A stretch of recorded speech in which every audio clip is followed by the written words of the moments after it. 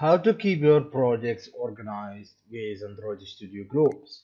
This project list can become messy very quickly. I only have 2 projects for now, but you can have tons and tons of projects and it will be very hard to find what you want.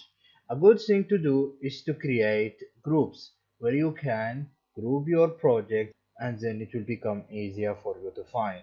So how to create a group? Right click anywhere in the projects list and choose new project group. Now you can name it anything. For example, I will name it playground and click OK.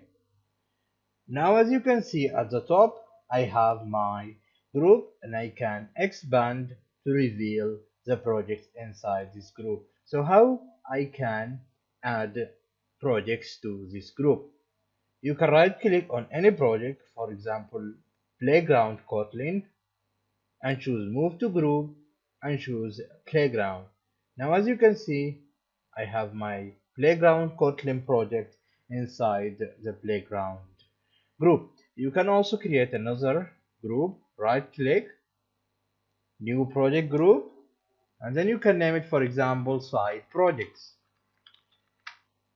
and click OK. Now I have an empty group.